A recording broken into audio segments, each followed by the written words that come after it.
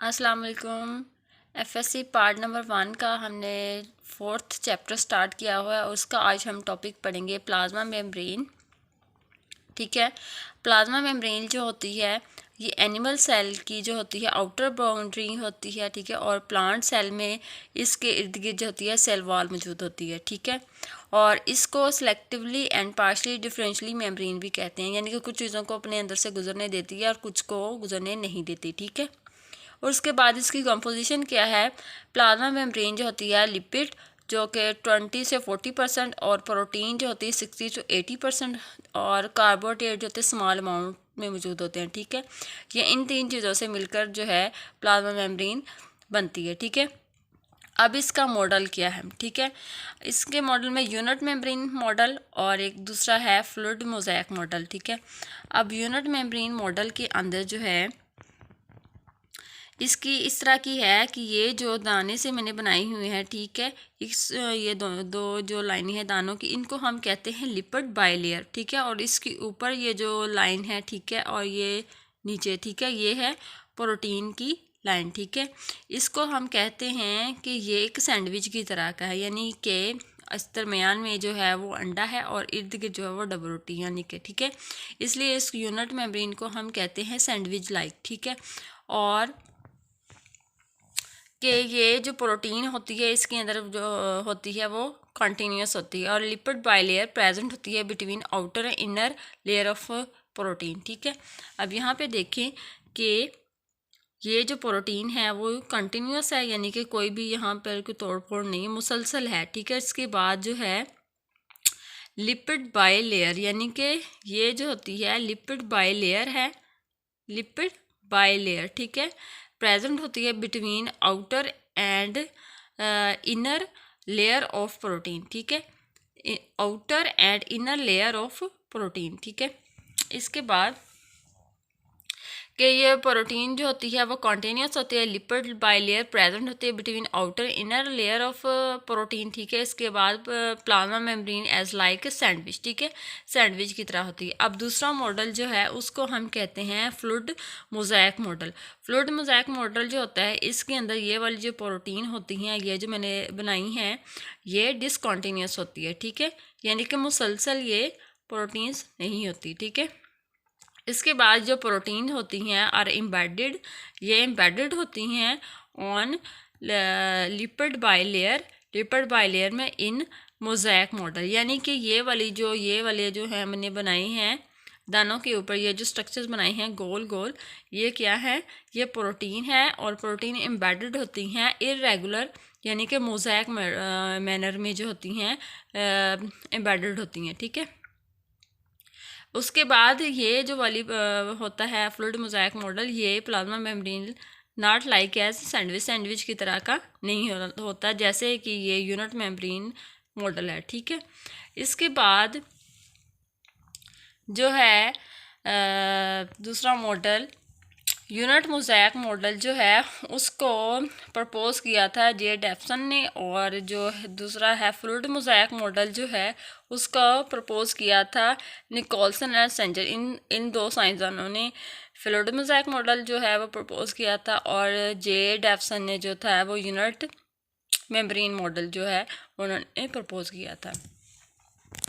अब नेक्स्ट है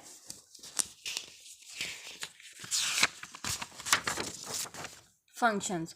फंक्शन यानी कि प्लाज्मा मेम्ब्रेन के फंक्शंस क्या हैं।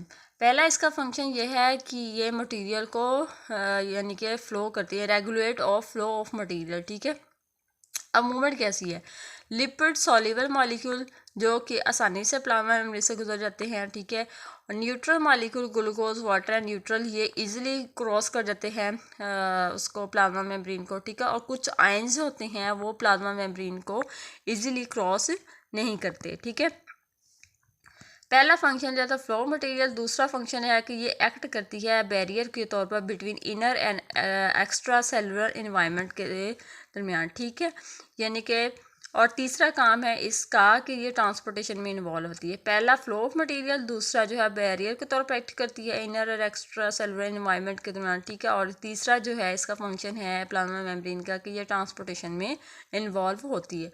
अब ट्रांसपोर्टेशन कैसे होती है, ट्रांसपोर्टेशन जो होती है, एक होती है पैसिव ट्रांसपोर्ट और दूसरी होती है एक्टिव ट्रांसपोर्ट। पैसिव ट्रांसपोर्ट जो होती है वो high concentration to low concentration होती है, ठीक है, और एक्टिव ट्रांसपोर्ट जो होती है वो low concentration to high concentration होती है, ठीक है।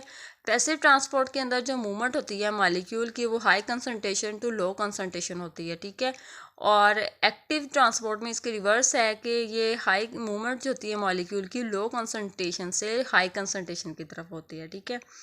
अब जो है पैसिव ट्रांसपोर्ट के में जो मूवमेंट है पानी का, मतलब कि जो बहाव है वो ग्रेडियंट की तरफ है, यानी कि it is along the gradient, या ग्रेडियंट की तरफ है, यानी कि बहाव की तरफ है जो मॉलिक्यूल जाते हैं, ठीक है। और इसके अलावा जो है दूसरा इसके रिवर्स है active transport, it is against the gradients, यानी कि ये ग्रेडियंट के अगेंस्ट है। और पैसिव ट्रांसपोर्ट जो होता है इट इज़ डाउनहिल मूवमेंट, ये डाउनहिल मूवमेंट है, नीचे की तरफ मूवमेंट है, और जो एक्टिव ट्रांसपोर्ट है वो ऊपर की तरफ मूवमेंट है, ठीक है। और इसके अलावा जो है पैसिव ट्रांसपोर्ट, इसमें एनर्जी जो होती है वो यूज़ नहीं होती, यानी कि in which not use of energy, इसमें एनर्जी का इस्तेमाल नहीं होता। एक्टिव ट्रांसपोर्ट के अंदर जो है वो हम एनर्जी को इस्तेमाल करते हैं, यानी in which use of ATP energy. चलिए इसकी एग्जांपल अब यही ले लें कि जो हम मोटर का पंप चलाते हैं, ठीक है, पानी के ऊपर टैंकियों में भरने के लिए जो है हमें मोटर चलानी पड़ती है, यानी कि अप हिल करने के लिए वाटर को, तो उसमें हम एनर्जी यूज़ करते हैं, पानी को चला ऊपर पहुंचाने के लिए एनर्जी की ज़रूरत होती है पंप चला के, ठीक है। और जो पानी वैसे ही आ रहा है हम उसे नीचे की तरफ मतलब लेके जा रहे हैं या किसी टब में भर रहे हैं, तो वो क्या है डाउन हिल मूवमेंट है, ठीक है, उसमें हम एनर्जी का इस्तेमाल नहीं करते, यानी उसके लिए हमें पंप यूज़ नहीं करना पड़ता, ठीक है। ये इसकी एग्जांपल आप समझ लें, ठीक है। अब नेक्स्ट जो है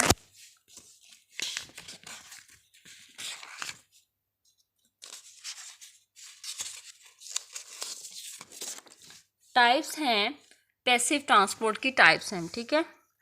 पैसिव ट्रांसपोर्ट की टाइप में पहली है डिफ्यूजन। डिफ्यूजन की डेफिनेशन वही पैसिव की डेफिनेशन की तरह ही आ जाएगी कि movement of molecule from high concentration to low concentration, के मॉलिक्यूल्स का हाई कंसंट्रेशन से लो कंसंट्रेशन की तरफ मूव करना, ठीक है, वो क्या कहता है डिफ्यूजन, ठीक है। अब ऑस्मोसिस की भी वही सेम ही डेफिनेशन है, बस थोड़ा सा इसमें फ़र्क है कि इसमें मूवमेंट ऑफ वाटर के मॉलिक्यूल की मूवमेंट जो होती है high concentration to low concentration होती है, किसके थ्रू होती है, सेमी परमिएबल मेम्ब्रेन के थ्रू, ठीक है, इसको हम कहते हैं ऑस्मोसिस, ठीक है। नेक्स्ट जो है वो है फैसिलिटेटेड डिफ्यूजन। अब फैसिलिटेटेड डिफ्यूजन में भी सिर्फ वही है, बस इसमें यह है कि कैरियर प्रोटीन जो होती है उसके थ्रू जो मूवमेंट होती है, ठीक है। The movement of molecule from high concentration to low concentration the through carrier protein, इसको फैसिलिटेटेड डिफ्यूजन कहते हैं, ठीक है। बस थोड़ा सा फ़र्क है कि डिफ्यूजन में जो high concentration to low concentration osmosis जो में वाटर के मॉलिक्यूल जो होते हैं वो सेमी परमिएबल मेम्ब्रेन के थ्रू जो है मूव करते हैं, और फैसिलिटेटेड डिफ्यूजन में जो होती है वो कैरियर प्रोटीन के through high concentration to low concentration की तरफ वाटर मॉलिक्यूल जो होते हैं, बल्कि सॉरी वाटर मॉलिक्यूल की मूवमेंट जो होती है मॉलिक्यूल्स की वो होती है कैरियर प्रोटीन के थ्रू, ठीक है। नेक्स्ट जो है वो है टाइप्स जो होती है एक्टिव ट्रांसपोर्ट की। अब एक्टिव ट्रांसपोर्ट की 2 टाइप्स है, एंडोसाइटोसिस और दूसरी एक्सोसाइटोसिस। एंडोसाइटोसिस में जो होती है वो मटेरियल ये देखें, जो प्लाज्मा मेम्ब्रेन, ये वाली जो प्लाज्मा मेम्ब्रेन है इसके बाहर कोई मटेरियल आता है तो उसको अपनी अंदर की तरफ वो क्या कर ले इनफोल्ड कर लेती है in the form of vacuole, ठीक है। ये गोल गोल सा कोई मटेरियल आया बाहर से तो उसको अंदर की तरफ वो क्या कर लेती है इनटेक कर लेती है। Intake of material by infolding of plasma membrane in a form of vacuole, this is called endocytosis. Exocytosis में क्या होता है out take of material by infolding of plasma membrane in a form of vacuole, it is called exocytosis. ये देखिए ये plasma membrane है, इससे अंदर से बाहर की तरफ जब कोई मटेरियल जाता है तो वो एक यहाँ प्लाज्मा मेम्ब्रेन से बाहर किसकी फॉर्म में वैक्यूल की फॉर्म में जो है वो बाहर चला जाता है, ठीक है। नेक्स्ट है टाइप्स ऑफ एंडोसाइटोसिस। एंडोसाइटोसिस की टाइप्स 2 है, पिनोसाइटोसिस और फैगोसाइट। पिनोसाइटोसिस जो में है लिक्विड मटेरियल जो होती है इनटेक करती है, और फैगोसाइटोसिस में जो है वो इनटेक करती है सॉलिड मटेरियल को इनटेक करती है, ठीक है। यानी इनटेक ऑफ लिक्विड मटेरियल, अब पीनो का मतलब लिक्विड है, ठीक है, यानी कि लिक्विड मटेरियल के अंदर की तरफ लेके जाना पिनोसाइटोसिस, और फैगो में जो है वो सॉलिड मटेरियल लेके जाती है। लास्ट जो है प्लाज्मा मेम्ब्रेन का वो काम ये होता है कि इन्वॉल्व होती है ट्रांसमिशन ऑफ नर्व इम्पल्स, यहाँ पे इम्पल्स आना था, लफ्ज़ मैंने नहीं लिखा, ऑन न्यूरॉन, ठीक है, यानी कि यहाँ पे लफ्ज़ आना था इम्पल्स,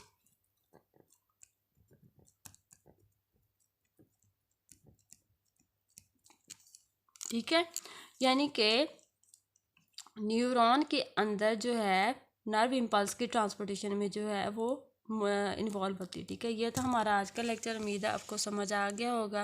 अपना ख्याल रखिएगा, अल्लाह हाफिज़।